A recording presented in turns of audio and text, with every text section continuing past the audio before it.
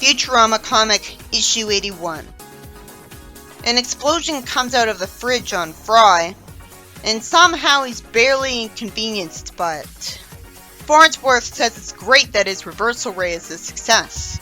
He tested that magical device on the TV, and now it watches Zoidberg. So he's wasted time with a staring contest with it that lasted 3 hours because that's how Zoidberg's species is, that he can handle 3 hours without blinking. Bender wonders how his ray could possibly be useful. Naturally, because it was just shown to be a problem. I assume the reason he's so cheerful and casual about ruining things with it is that he can just shoot the fridge and TV again to return them to normal. He says the ray could turn Bender into a polite, honest, hard worker. But somehow, he doesn't do that, with no explanation. I assume it's because he knows that Bender, being the troublemaking thief he is, has saved his friends' lives and gotten them out of trouble. So he knows better than to change that. But without explaining that, it takes you out of it that there's a time skip where Bender's just fine.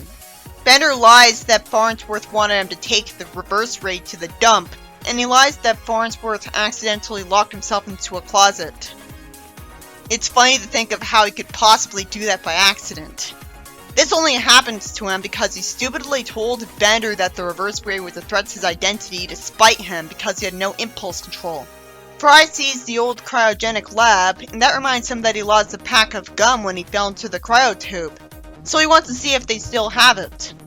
It makes sense that when he was first unfrozen, he was so distracted by trying to adjust how new the future was that he stopped caring that he lost his gum and forgot about it. But it sure is convenient that he remembered this now after it's been so long just to cause him to come here. Someone apologizes to him and says they're closing early. How's he know Fry's name? It's been forever since then. He says he needs to pick up his wife from the dentist, and Fry says he just needs to check the lost and found. He recklessly goes to leave the building without making sure he'll get it. I guess because he's in a hurry. Why would the freezing chamber have its door open with no one in it? It was justified in the show because the Nibelonians intentionally did that to make sure Fry would be frozen so that it could save the future from the brain spawn in a stable time loop. Predictably, he trips on the lost and found box that's inexplicably tiny and in front of an open chamber, and when he falls into the cryo chamber, the sheer impact of the fall shakes the whole thing enough to make the door close on him. Because the door closes a lot easier for people on the other end because it's designed like that. But since he's holding the reverse ray, you think he'd know he used it, not think he went into the future again. Fry gets sent back to the Middle Ages, which is pretty magical because the cryo chamber didn't exist that far back. And yet the reverse ray magically turned it into a time machine, when all it actually does is freeze people. There's no way it's actually about freezing someone in time literally and only looks like it's freezing someone, because they wouldn't have had that technology back in the 2000s. So you'd think the reverse ray would turn the cryogenic chamber into a fire chamber. And seeing Fry in the Middle Ages where people are being handed torches called hot sticks for some reason just makes me dread a story where it just lazily goes through cliches of the Middle Ages that we've already seen too often, instead of being creative. We've already seen a story where Bender was Robin Hood. At least we already saw what it'd be like if Fry went back to the present day from one of the movies. So there's an excuse for not doing that obvious idea. But it was the obvious idea for a reason. A reverse of sending someone ahead in time 1,000 years would obviously be sending him to the year 2000. It makes no sense that Fry would see Lilo and back in time. Even if it makes sense that him being sent to a parallel universe would be a reverse of being sent to a different time period. She doesn't know what year it is because she's just a filth-gathering peasant who can't afford a calendar. She's only the way she is because of the way things have been in the future, which led to sewer mutants. So it has to be explained that she's a mutant because a wizard did it. She says she's still trying to save up enough for a second eye, implying that there's a wizard who can do that for her. And annoys me by saying Fry's bothering her to Bender, a knight, who somehow thought Lilo was a fancy lady at first. Fry has every reason to be confused at seeing a robot here. He says he's gonna throw Fry in the dungeon for life for being crazy. Won't they just hire the executioner while they're at it? They see Zoidberg, who's offering to be a dragon cab. No one ever wants to fly on him. Oh good, it's explained. He eats most of his passengers out of hunger. Why doesn't he tell people to fly on them with the condition that they bring food for him? Bender's horse is actually 2 peasants in a horse costume, because the law says you have to feed horses. And he takes Fry to a castle that's confusingly called Planet Express a lot. I hate confusing stories. This isn't a good mystery like who took someone's shoes. This is making me ask, how is any of this possible? The reason the castle is considered a silly place that needs to be avoided is that Farnsworth is the king. If he's a genius, it makes sense for him to be able to rise to power. Somehow, after Fry says he's from the future, he says Fry's living his life backwards like Merlin, rather than asking him why he calls him a professor and says he's from the future. Bender complains that Merlin's always spoiling shows for him, which could only make sense if he could see into the future. Bender assumes Fry's a wizard and says he could use his help in the tournament, while he's somehow dumb enough to poke him with a sword, and somehow doesn't injure him. How convenient that he doesn't get thrown in the crazy pit. Instead, he gets to go to the tournament that Farnsworth stupidly admits to everyone is a distraction to take people's minds off overthrowing him. At least that explains why he's throwing the tournament. But I already saw a jousting tournament in OSCH. This is just a lazy cliche, why do I need to see this? Scruffy's his jester, who nervously comes up with a joke that's something that actually happens to him. Fry would clearly make a better jester. Fry tells Bender that he kept telling him he doesn't know any magic. He's so desperate that he's been ignoring him. Fry surprises me by distracting Bender's opponent by telling him to pick a card. But he is wearing a jacket and pockets, so it is believable that he could keep unexpected things in his pockets. He distracts him so that Bender can defeat him. And there's no explanation for why he pulls a skunk out of a hat when he expected a rabbit. Being laughed at for that causes Calculon to be distracted enough to get defeated too. And somehow Fry will be back to normal after his next trick, because the story doesn't even try to make sense with no quality control at all. Then Farnsworth says he just got a note saying that Mom is attacking their kingdom. And because he's impossibly dumb enough to expect people to volunteer for an army instead of drafting them like an evil king would do, and like even King Max forced people to do, everyone leaves, because he thought it was above that. He's surprisingly nice for a king because he won't punish this guy for calling him a chump and clearly not being afraid of him. And at least he doesn't seem like he will, because he immediately tells Bender he's his only remaining knight. He lampshades that having him maim the rest of their greatest fighters was a stupid idea. Go figure, jousting is a stupid idea. It's too bad ancient people were too stupid to think of sports that didn't kill people by necessity. I know a form of soccer dates back to ancient China, but still, I don't know why jousting was ever popular except considered horrifying. It's not like the only people who joust are forced to do it as a punishment, and people want to watch it out of sadism. It was interesting to see Fry help Bender win jousting in a clever, charming way, and actually made it worth it that it wasted our time with jousting. Bender says Fry will be more than a match for Mom LaFay. Fry somehow thinks that it'll be useful in combat after swallowing handkerchiefs for an hour. Wouldn't they all be immediately dissolved in his stomach acid? Wouldn't they clearly look different after being taken out of him? She shows up right away, being shockingly reckless for a leader by riding into battle ahead of her entire army, putting the monarch of the whole kingdom at risk to be killed 50% of the time. So is there an explanation for why she's called Mom by everyone, when she's not a robot maker? She tells one of her sons off for calling her Mommy when they're storming a castle. Farnsworth might as well not be Farnsworth if he's not using any inventions here. You'd think if he was a king, he could easily defend his castle with a robot army and have a force field around it, or at least surround it with metal for a lockdown. Why have him look like him for no reason? Why have Bender look like Bender for no reason? It's too confusing and treats me like I can't enjoy the story if I don't see familiar characters all the time. One familiar character is enough. Fry gets made to face the army and gets trampled, and gets told to do the opposite of whatever he did. So he spends a lot of time saying that he used the reverse ray and turned everything but him into an old-timey version of itself. But an old-timey version of Bender wouldn't be a robot. It wouldn't even exist. It would just be metal. He doesn't make sense if he doesn't think too hard about it. It just needs to be explained that the reverse ray is literally magical, that it was made with a few potion ingredients from a wizard Farnsworth met from another planet. Good thing Bender referenced knowing Merlin personally, so I can assume Merlin is responsible for Bender and Leela. And it even makes sense that Fry isn't being attacked, because he's harmless, not trying to fight the soldiers who are busy defending themselves. Then he gets a reverse ray thrown at his head by Leela and somehow isn't injured or killed. Fry left the ray in the tube for no reason at all when I assumed he put it back in his pocket. Leela was so mad that the ray seemed to do nothing for her that she went out of her way to track Fry down and throw it at him. A Bender thing of her to do. He thanks her for giving him the ray back and says he loves her. Leela says she doesn't want to be tied down yet because she has a year to live. Farnsworth says Mom took everything from him. The reverse ray gets fired at Farnsworth, which caused them to go from wanting to make Fry of all people the head wizard instead of Merlin, to burning him and Leela at the stake for being useless. Bender apologizes for things not working out.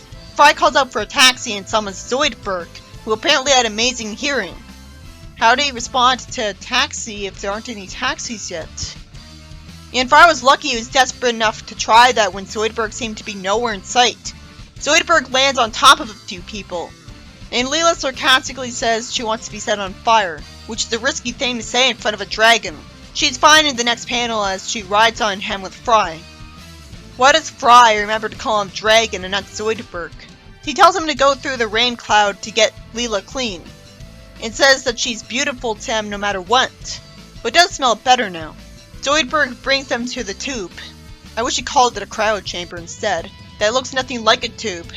Zoidberg wants to eat them, and somehow buys it when Fry says he'll let him after going in a marinating tube for him. Even though clearly no one would make himself more tasty for his eater on purpose. Fry tells Leela to fire the ray gun at him to send him back to the future, where somehow he greets Zoidberg and not Bender and is glad to see him back to normal. Leela doesn't know how she got here or why she's holding the reverse ray. So everything's back to normal with only Fry remembering it, and he puts the reverse ray in the lost and found, even though it could cause a lot of trouble if someone picked it up. Fry gets approached by people offering him drinks with annoying medieval speech that sets Fry off. So he tells his crew to beat them up, and both Bender and Leela run away from people holding drinks as Fry runs after people with a board at a Renaissance fair. Futurama comic issue 82. Fry says he's not too old to play Pokemon Go like Hubert said, but picks up an alien thinking he's a Pokemon, and wastes time saying he chooses him, which he wouldn't do. Fortunately, when the kids are mean to him, a woman defends Fry, but somehow he tells her his chronological age and not his biological one. So she takes to bending him back and makes fun of him too.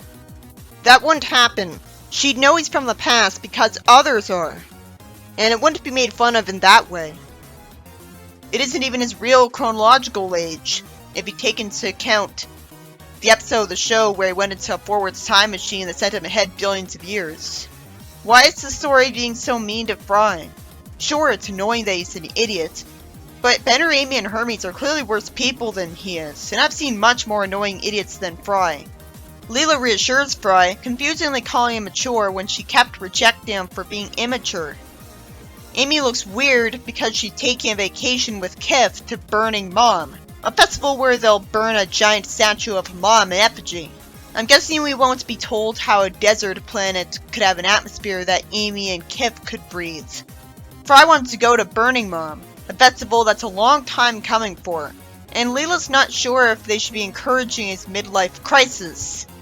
My time is wasted with Bender deciding to go to the festival because somehow a hobo says that a festival where a bad person is burned in effigy is a place where a lot of bad people would be, even though you don't have to be a bad person to hate her.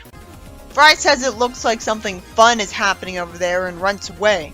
And despite Leela telling him to wait, for some reason Leela doesn't end up right beside him afterwards. Some people say they didn't bring any food, and Bender says that they can hire him as a chef. Someone refuses to drive in a death trap in a race around the desert planet. And despite Fry clearly not looking old, the guy somehow thinks to manipulate him into driving it that he should say he looks too old to, without knowing Fry very well. So Fry agrees to drive in the death race and somehow expects the competitors to give him tips. Bender offers some people food at a stall that has food in sarcastic quotation marks, and somehow they trust it anyways. If we're supposed to assume that Bender's a bad cook because he's a robot and robots can't ever cook well, then that would be a common stereotype known by society, so no one would trust them to do this. Fry doesn't know which pedal is forwards and which is reverse. Even though he can fly the Planet Express, and the announcer says he's never seen an every car pileup before. This spares us the boredom of an entire plot of Fry driving forwards in a race and dealing with cheating racers, which is a cliche story. How did he survive this? So Amy tells Leela where Fry was heading and says she doesn't know where Kip is because he went looking for water hours ago. And Leela ends up being inconvenienced by aliens and hit, so she thankfully fights back. Too bad there's a dumb flash of light when she hits him, which happens way too much in this comic. She has to run away, and again, somehow someone thinks to say Fry's too old for a chainsaw hacky sack jam. In this art style, you wouldn't be able to tell if he was a teenager or adult. So after Fry's impossibly stupid, and it continues a subplot with Bender that went completely stale and repetitive immediately, Amy actually shows concern for Leela for once, calling her to see if she's okay. Usually the two just hate each other. Leela offers someone diamonds in exchange for beating up the other guys, which lets her get away from the angry crowd that dared to get mad at her when they were completely unapologetic about accidentally hitting her. I guess because she's not of their species. Leela wonders where Bender's food goes when a head in a jar eats it, and Bender doesn't simply explain that it goes into the metal thing that's below his head. The only place it could go, which would act as a mechanical stomach. Fry's less injured than you'd expect, and says he just needs a small break before going back to partying. He somehow thinks something green is beef jerky and picks up Kempf, who predictably got ridiculously dehydrated because he's an alien. If he could get that dehydrated that fast, why isn't he constantly being shown drinking water? He was only gone for a few hours. Kempf says he still has his dignity, so he doesn't want Fry to spit on him to give him water. Then he turns around and tells him to throw him in a porta potty.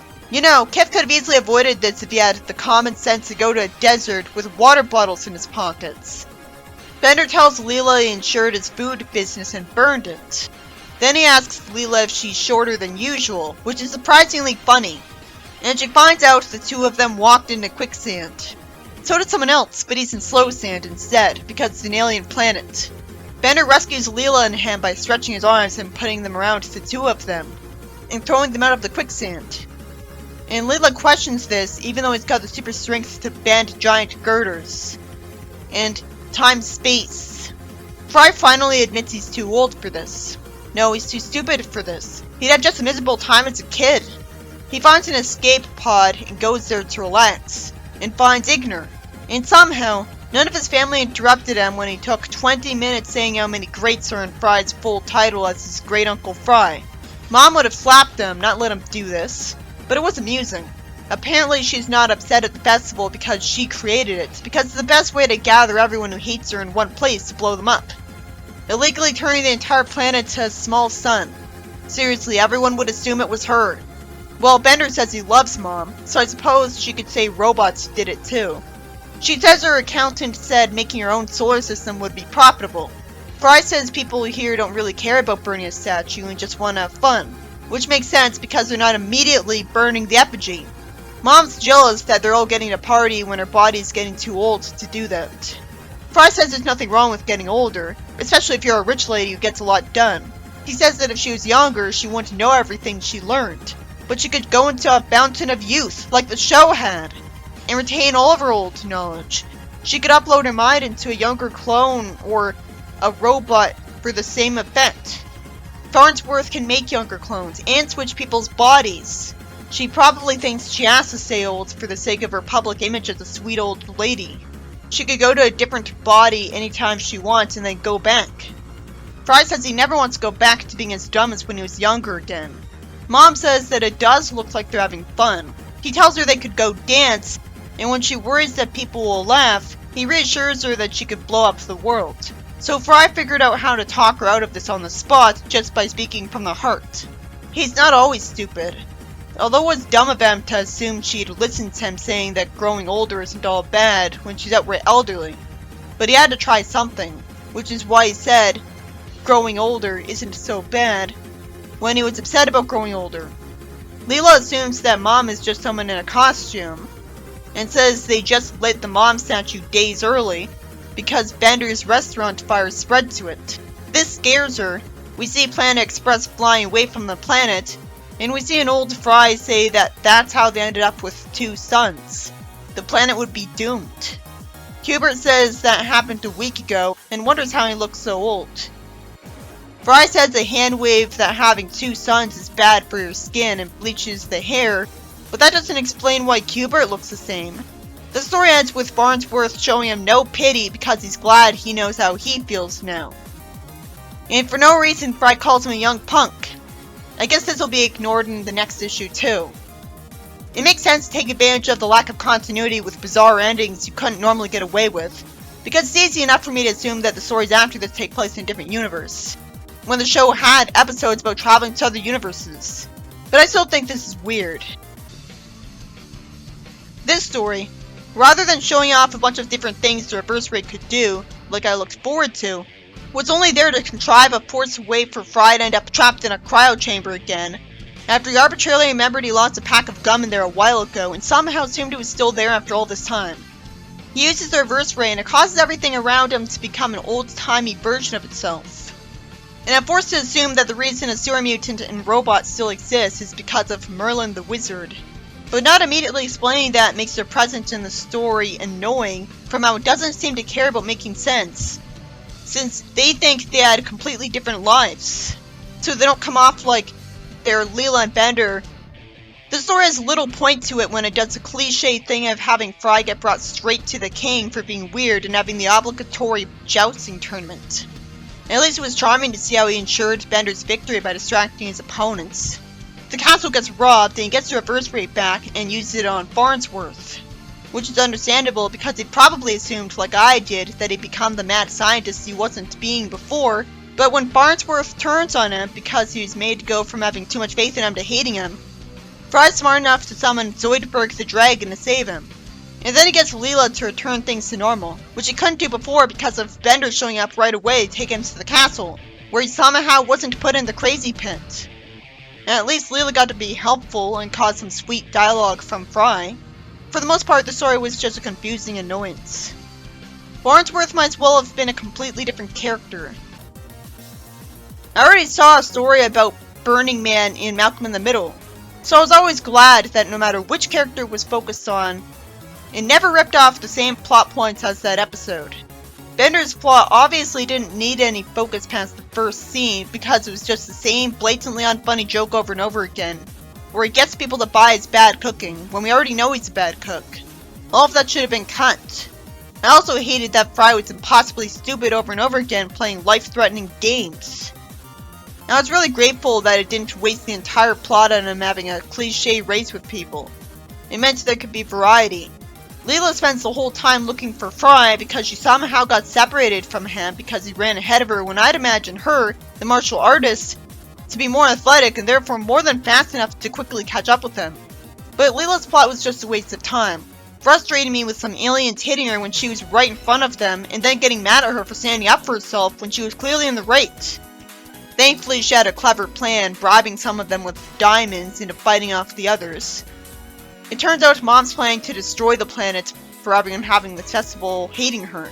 And Fry tells her that's not so bad to get older because it means you got smarter, even though he was being stupid the whole story. Hammering home the message in a surprisingly intrusive way when I got it the first time. Fry was being an idiot, but even teenagers aren't supposed to be so stupid that they'd do stuff like juggle chainsaws. Fry's always the character that does stupid things. He didn't need an excuse to do them. But he had an excuse so that he could give the audience and Mom a speech about how it's not so bad to be old, even though Mom's jealousy had to do with the fact that her body is old. And knowing more stuff doesn't fix that. Fry convincing her to just go outside and have fun was just a waste of time instead of a sappy, happy ending, because Mom sees that Bender accidentally burned her effigy days early.